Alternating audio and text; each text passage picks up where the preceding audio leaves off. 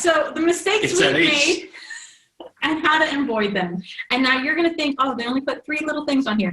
With anybody we've ever spoken with, and I'm sure if you ask anybody else in this audience, if they've worked with somebody from home, these are the things that you get stuck on. Right. So overthinking is, will this work? Will this work for me? Is this product right? Is my i3 page done? Is my bonus good enough? Just don't. Like in the beginning, you kind of got to be like a dumb robot, okay? And just execute on the framework. He said to write a yes set question. Okay, I'm doing that. My yes set question is horrible, but that's fine. I got one. All right. And then he said to do 2 yes set questions. Okay. And you're going to just. In an if-then statement. Right. Just do the system, get it out there, measure the results, and then make it a little bit better. Listen, they didn't come out with the iPhone 10 first. They came out with the iPhone 1. Today, that thing would be garbage. Right. If I handed my kids an iPhone, literally a paperweight. Yeah. If I handed my kids an iPhone 1, they would be mad at me. Right? So, but if I handed them an iPhone 10, they're going to be super happy. That's the same thing with this system. Build the iPhone 1 first, and then the 2, and then the 3, and then the 4. Pretty soon you'll be at the best one. So overthinking is going to stop you, is going to slow you down. Overcomplicating is your next challenge. Yeah. We used to have a phrase with Justin. He would Justinize a system because literally he'd be like, oh, I want to sell this. We should do this and this and this and this and this. And then I would just be in the background like, why do we need to do all those steps? That doesn't make any sense. And so it's really easy that once you start down this path of working from home, you're going to start. Facebook and Google follow you everywhere. They're going to know you're trying to learn remote work and how to work from home. So they're going to start showing you ads and recommended reading and all kinds of other things that you're going to go get distracted on. Yeah, all of a sudden you're going to be, drop shipping, e-commerce, courses, high ticket, coaching, all of a sudden everything, and it's a trap. You don't want to get overcomplicated. Another good story, good example is I remember early on, I had this business idea and I was like, oh, this is great. And I went and I grabbed our 8-foot whiteboard off the wall and put it on the floor and started mapping it out. And then I realized if I need an 8-foot whiteboard, it's overcomplicated. I'm doing it wrong. If you need anything more than a little scrap of paper to describe your idea, then you're not doing it right. So keep it simple. Simple work. This is actually something we do in our own business now that has been running for many years. Is that it's easy for you to bring on a new team member or for you to go to a conference and think, oh, we should implement that system. But that's going to start overcomplicating what's already working. And so then you get into overwhelm. Yeah, and then you need to be really critical about what you decide to change in the recipe, in the formula we gave you. Because once you start tweaking it, you're going to start changing the results you're getting. And sometimes those results aren't better, they're harder. All of a sudden, in your news feed, there's going to be new gurus, new experts. You got to filter that stuff out. I'm not saying I'm the only person that you should listen to. In fact, when I put this course together in the replay, I'm going to give you a couple of recommended readings, recommended courses. So I'm not the only person you should listen to, but you should only listen to people that are helping you do this. Right. You don't want to be like, okay, well, I'm going to do this, and I'm going to do this on Mondays, and then on Tuesdays, I'm going to do drop shipping, and then on Fridays, I'm going to do blogging, and then on Saturdays, I'm going to do YouTube, and you just focus on one. You don't want to be the guy that has a white belt in a lot of different martial arts. You want to be the guy that has a black belt in one. Right. Okay? Now, the last one is overwhelm, and that's sort of what we just talked about. Once you start seeing all these other opportunities, you're going to be like, oh, there's so many opportunities. Which one do I choose? And you're going to actually get stuck because you can't decide on one to choose from. And so all I do is ask you to pick one and stick it through because they will all work. They all work. Yeah. Just choose one and stick to it. I don't care if you choose mine. If you watch this whole thing and then tomorrow you decide you want to do something different, just stick with it. Just stick with it. And I will love you for sitting through this entire long video and choosing somebody else's. I have no hard feelings about that. I would just be happy to see that you made an action, stuck with the decision, and succeeded at the end of this. So those are our mistakes. Please don't make them. Last but not least. Yeah, this is the one thing, okay? So we've talked about a lot. If there's one thing, I guess it's kind of 2 things. that you're going to take away from this, okay? The whole game, how the game you're actually playing. Now, yes, we're doing affiliate marketing. Yes, we're connecting good quality products with good quality people, but what it actually comes down to is cost per click over or less than earnings per click. Okay? Let's break it down. Cost per click is how much it costs you to get people to your website, right, to that one page, that I3 page, right? Let's say it costs you 50 cents or $1 for the branded search. Right. So if you send a click over, it costs you $1. Your goal is to then earn $1.10, $2, whatever, anything above the $1 it costs you. And so the reason why social media is on our options of list is because it doesn't cost you anything but time. And right now, a lot of people have a lot of time at home. And so you might make a post, join a group, make a post, whatever, and it didn't cost you anything. Great, you're ahead of the game. But now we want to track how many clicks did we send to earn something. Right. And that will give our earnings per click. So if we're sending over 100 people to make $100, we're earning $1 per click. So right now we're breaking even. Right. I wasn't that good at the maths in my early days. I failed algebra 4 times before I finally passed in my senior year. But she was really good. I used to actually used to cheat off of her. I did. I used to cheat off of her in geometry class. And so she taught me this cool little trick on being able to figure out what your cost per click and your earnings per click. Per is the division sign. Okay, so you take your cost, let's say it's $10, divided by clicks. So per is the division sign. That's how you know how to calculate your cost per click, your earnings per click. Some of you are like, wow, I can't believe you actually had to say that out loud. Like, but you really, sometimes you do. Yeah, I didn't know it. You know? Okay. And so every day, every morning, and even if you haven't done this yet, still do this. You haven't built a single thing. Wake up and write on a little piece of paper, how many clicks did I get today? What was my cost per click? What did I earn today? What did I earn today? What was my earnings per click? You know what? I bet you 3 days of writing zeros in there, you're going to get something going. Yeah. You know, and that's what being a professional is all about. Because the amateurs, they're just whipping these things up and they're hoping it's working. But the professional is actually logging the metrics and measuring his performance or her performance, and then you just keep making it better as you go. That's the whole game. The guys that are making millions, the first thing they do when they wake up, this is what they do. The first thing I do when I wake up, I check my shopping carts. I check my traffic.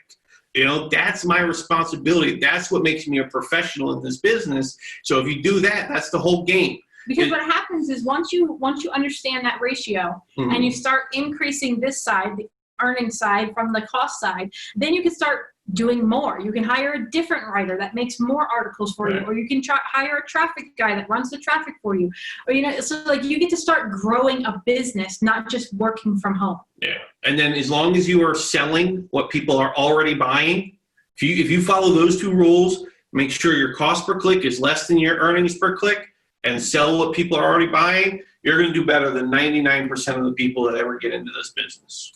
All right. So the only ask we have for you, so while we took our time tonight to share all this with you, we only ask that you would just tell people about this training. We're not charging for it. They can get it for free. You go to Knowledgely. All it takes is a share to another person. So you can actually go download the app, create your own share code, and then when you share it, you earn credits. So now you can earn the traffic courses that are in there, other things that we have coming in the next few weeks. This is I'm going to be working on this business for the next 10 years. There's going to be tons and tons of great courses, and all of them you can earn for free just by sharing them on your social media, or if you choose, you can unlock them with money. Right. Now we're at Q&A. I have a few of them already here, but if you have questions that we haven't covered, go ahead and drop them in. We're going to spend, until Justin's internet dies, some time. I just want to thank everybody for, listen, I know that Jumanji Part 2 was on tonight at 7:30. They could have been watching Jumanji instead of being here. There's a lot of things you could have been doing with your life, and I just really thank you for giving me the opportunity to be a part of your life and to be a part of this journey. And I just really thank you for giving me your attention, because I know that's super valuable these days. Yes, me too, because he said me, but he meant we. All right, cool. Let's answer some questions. So let me scroll. If your question is far back, can you re-ask it? It's I'm just hard going to scroll through a few. Okay, so how much do you spend or how many clicks do you get before you change things up? You know, look, my rule, it was always 100. Yeah. You know, 100 clicks. That's kind of my testing period. In my early days, I think it was like 20 clicks, you know, because he was watching every one. Yeah, you just did, you know, in the beginning, like when I had $2 a day, 100 clicks was, you know, like next year, you know. So you're going to have to make up your own numbers in the beginning. My standard is 100 clicks. If I've got a little bit more money, I'll go to 300 clicks, because sometimes with 100 clicks, the next two could have been sales, and then all of a sudden it fixes all the numbers. But when you get out to 300, it's not going to catch up. You're not going to all of a sudden get 6 sales in a row. So I like 100. I used 100 for probably, out of the 15 years, probably 12 of the 15 years. So not a scientific answer, but an experiential one. Yeah. Is $2 a day still okay for a beginner starting out? You know, these days the cost per clicks have gone up. You can still do it for $5 a day. If you have $10 a day, you're gonna, you know, you're cooking with steam, you know, because then you can do 2 $5 a day ones, and you can do $5 a day on Facebook, $5 a day on Instagram, or 5 on branded, 5 on Facebook, you know. Right. But you know, I do $5 a day all the time, you know, even when I just want to test something. Yeah, whenever we create like that, like the 10 ads or the 10 books post that we talked about, like we start that out on $5 a day and sort of see how it does, and then if it starts earning us more than $5 a day, then we up it. Right. So because the way I look at it is, look, if you were to start a blog, how long would it take you to get followers? It would take you a long time. But for $5 a day, I can basically force the market to know that I exist, right? Because I can just show up in their news feeds. So I think that's pretty powerful. So next question, and this was a great question. I'm glad you asked it. Only one product for one review page, because there are a lot of dog products that I could put multiples on there. But when you add more than one decision, you stop them from making any decision. Right. You want one page for one decision. There is something called a comparison page. Different thing. Yeah. Okay. Remember, black belt in one thing first, okay?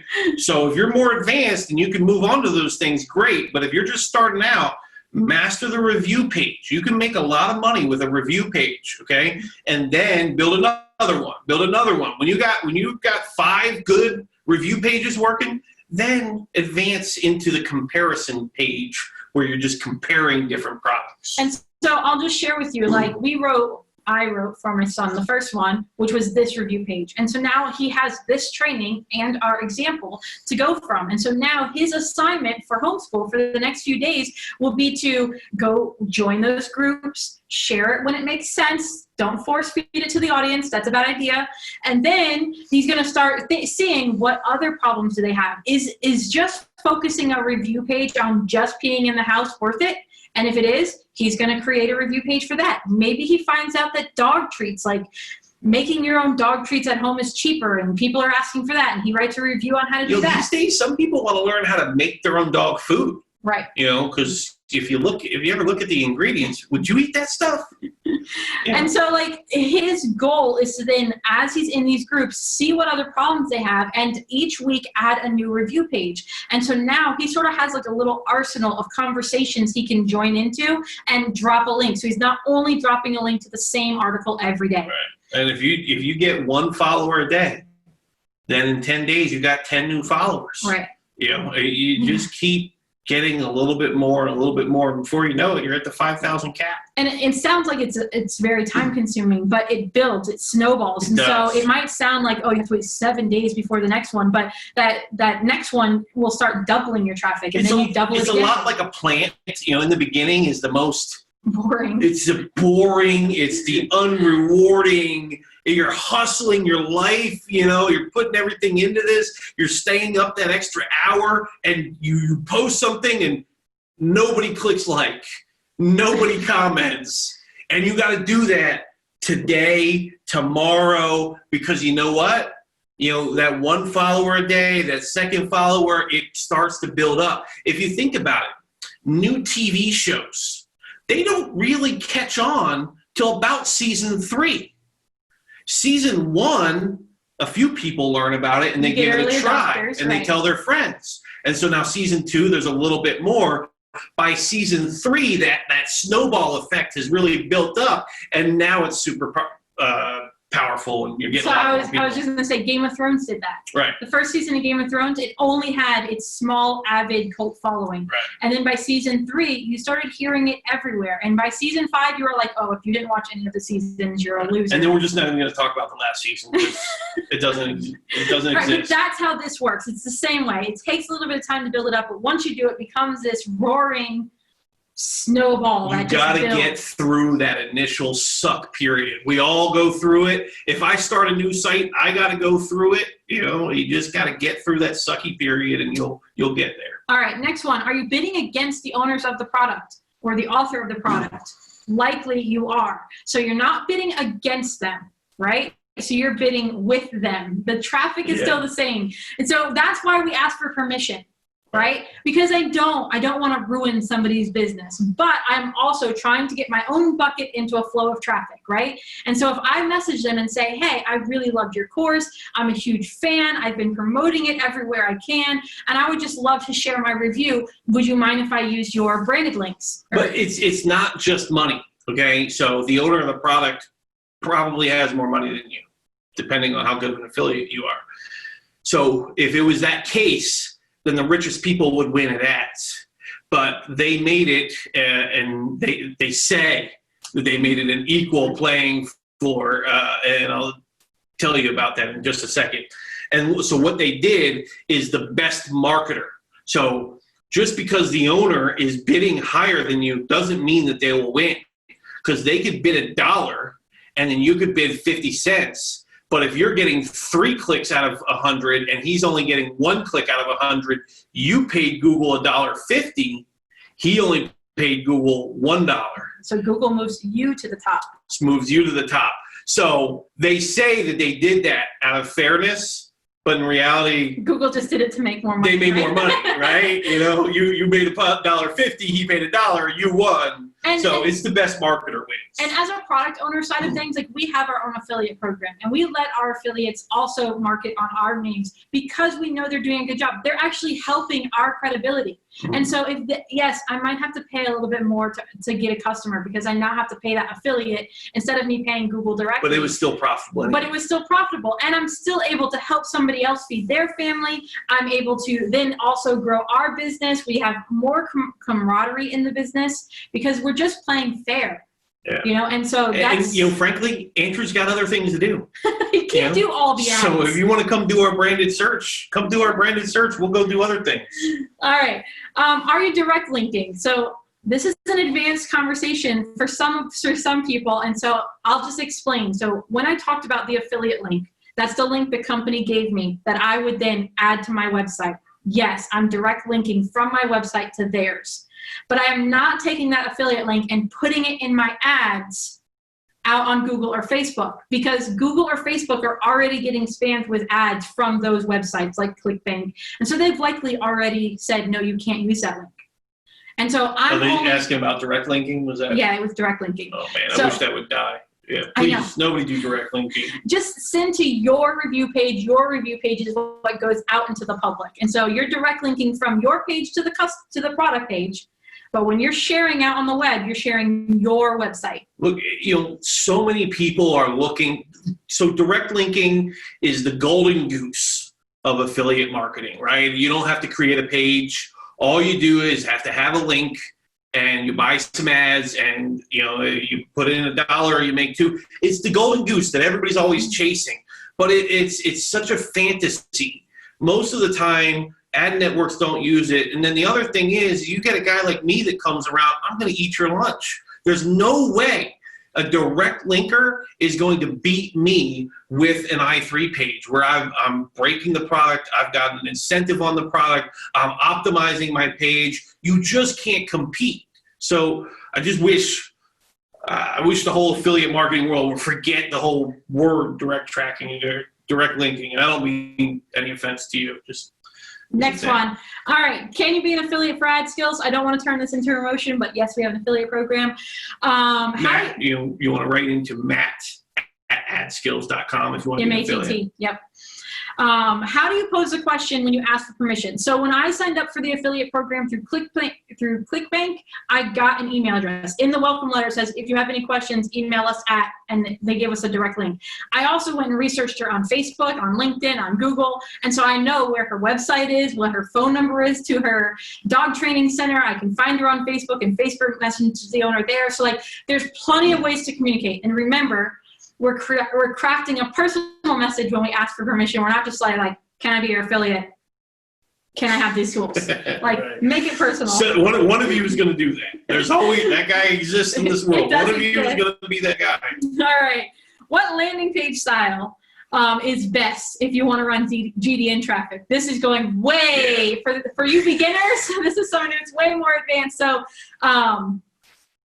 I use advertorials, when I'm doing Google display traffic. So this is some advanced stuff. Google display is, you've ever been on like Wall Street Journal or Forbes or USA Today, any of those mainstream media websites, and they have them little banner ads. That's Google Display Network. And with that, what I find that works best is an advertorial page. If you can make an advertorial page that has a content upgrade, even better. So. All right. Do we need a separate Facebook account or to create ads or a personal one? So with the boosted ones, I believe you can just do it from your personal one. Mm-hmm. But Google will just start Facebook will start emailing you to go create an ads account. Start with one. You shouldn't be getting too aggressive. If you're following our tips, you're staying in the clear. So. Right. You don't have to worry about a fine line or getting accounts. Where you get into trouble is when you start making claims, especially in aggressive markets like dating or weight loss, and your headline is like, this product helps you lose 30 pounds in 30 days, guaranteed. Those are things, that's an unsubstantiated claim. And when you start getting hypey and aggressive like that, that's when the ad networks shut you down, because what's actually happening is you're creating a legal liability for them. They don't know if you have money, but if they buy this product and they lose their hair, or they don't lose money, or they lose money or whatever. So you can be like, I bought that on Facebook. Right. I'm going to sue Facebook. Right. You're going to sue Facebook. And so that's where they're claimed. So whenever you hear, I heard rumors that they don't like this, or I heard rumors that they ban that, it's because people are pushing the line. And what we're 100% trying to teach you today is that we're going to be ethical. Stay far away from the line. Stay ethical. Choose products you 100% believe in and have gotten results from. And so if you're staying in that green side or the white hat side of things, then you don't have to worry about those things. You don't have to worry about account shutdowns or software. Sometimes they happen by accident too. It happened to me. I was doing ads for somebody, and then a client that had left me, months and months ago, they tried some new guy, and that guy did something in their account, but because it was still connected to my account, so they shut down all the accounts. Yeah, they shut down all the accounts. So sometimes it can happen on accident, and so in the beginning, just start with one. You're probably not going to have any kind of those incidents, but as you get more advanced, you will want a few backup accounts for when one goes down. You want to immediately have another one. Right. Could the same thing work for a YouTube explainer video or talking head video? Oh, yeah, absolutely. So I just, like I said, don't overcomplicate. If you're capable of making YouTube explainer videos, this stuff works even better in video. You're making a video review of the product. So you would just do an i3 video. Yeah, you know what I'm saying? You're still going to follow the same. Hey, do you have a new puppy? You're still following that same script. Problem. You're just doing it in video format. Solution. Incentive. Yeah, right. And so you would just follow that same script that we taught you to do in text on a review page. You would do it in video format. But again, I know a lot of people are hesitant to get in front of a camera and share and create a YouTube account and run YouTube ads, but the same system works there. But that's also why we said start here. Yeah. And then add on. So if you do great here, then you can always upgrade to that later. Yeah. That was our last question. All right. We've made it to the end. Woo, what was that, about 2.5 hours? I don't even know. It was long. So what we're going to do from here is we'll end this recording from here. We'll then upload it into Knowledgely so that way everyone. Well, we'll send out a replay. Yes, tomorrow. Yeah, we'll send And out a then replay of this 2.5 hour mega, event. We'll send that out to everybody, but we're also going to send this to our video guy. They're going to chop it up, edit it, make it into a nice course, and then it'll be added to Knowledgely, and it'll be there forever. And so if you want free courses in Knowledgely, you can then share this training. Tell everyone how long you stayed with us, how great the training was, do your own review of it, and then use that share link to then share your review of it. And we don't pay out affiliate commissions, but we pay out in credits. Which give you access to all of our paid ad courses. Credits allow you to unlock all the other courses. Right. So that's how you can help us for everything we deliver today. That's the only request I have for you. Thank you, Nick. Nick is saying amazing training. We're getting a lot of thank yous. Cheers to both of you. Awesome. This 2 hours and 45 minutes. 2 hours and 45 minutes. My back feels like it. Yes, so definitely. We're going to get running. Thank you so much. If you need to contact us, we're on social media all the time. Reach out to us there. I've got to get running. I think I only have 5% left on my battery. So, but expect an email tomorrow with follow-ups to this. We'll make sure the video's in there and then links to the resources. I know a couple of you asked for the affiliate links to those programs that Justin had, so we'll include that as well. That's it. Have a great night. Thanks for joining us. Thank you again.